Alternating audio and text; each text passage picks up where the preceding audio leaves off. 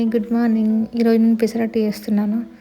మనకు నచ్చినట్టు చేసుకోవచ్చు. లైక్ ఎలా అంటే కొంతమంది పెసర్లు ప్లస్ రైస్ తీసుకుంటారు. బట్ నేనేం చేస్తున్నా అంటే కొంచెం దాంట్లో మినపప్పు కూడా యాడ్ చేస్తున్నాను. ప్లస్ రాగులు చేశాను కొంచెం. దీంట్లో లైట్గా అల్లం, ఎల్లిపాయలు ప్లస్ లైట్గా జీలకర్ర, కొన్ని మిర్చి వేసి చేస్తే ఇంకా చాలా బాగుంటుంది టేస్ట్. ఇది మనం ముందు రోజు నానబెట్టి ఈరోజు గ్రైండ్ చేసి డైరెక్ట్ మనం యూజ్ చేసుకోవచ్చు. లైక్ దోశ బ్యాటర్ లాగా కాదు. దోశ బ్యాటర్ ఎలా అంటే లైక్ పర్మనెంట్ అవ్వాలి. సో అదంతా అవసరం లేదు దీనికి. తొందరనే చేసేసుకోవచ్చు వెంటనే మనం గ్రైండ్ చేసుకున్నాక. బాగుంటుంది టేస్ట్, ఫ్రెష్గానే ఉంటుంది. ఇది చాలా హెల్తీ, ఎందుకంటే లైక్ ప్రోటీన్స్ అవన్నీ ఉంటున్నాయి కదా, రాగులు అని చెప్పేసి ఈ పప్పులు. సో ఈ మినపప్పు, అది మన పెసర్లు.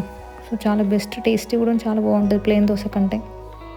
లైట్గా ఆయిల్ వేసాను, దాని తర్వాత నేను కరివేపాకు పొడి వేసాను. బాగుంటుంది టేస్ట్.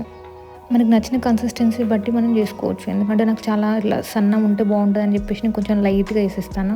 కొంతమంది ఎలా అంటే థిక్ వేస్తారు. సో వాళ్ళకి థిక్ ఉంటే బాగుంటుంది బ్యాటర్. నాకు ఇలా పల్చగా ఉంటే బాగుంటుంది. ఇట్లా మళ్ళీ కొంచెం వేసి చిన్నగా చేస్తాను. ఇది పెద్దగా నచ్చదు, ఇట్లా లావు నచ్చదు. నాకు ఇలా ఇష్టం. సన్నం వస్తుంది, చిన్నగా వస్తుంది క్యూట్గా. నార్మల్గా దోశ బ్యాటర్ మనం ఫర్మెంట్ చేయాలంటే చాలా కష్టం ఇక్కడ ఈ కోల్డ్ కంట్రీస్లో.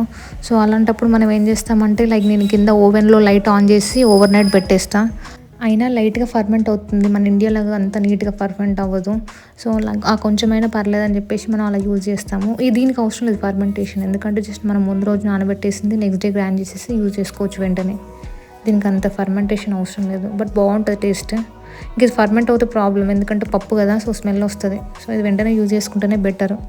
దోశ బ్యాటర్ లాగా మళ్ళీ ఎక్కువ రోజులు ఉండదు, జస్ట్ 1-2 days ఉంటుంది అంతే.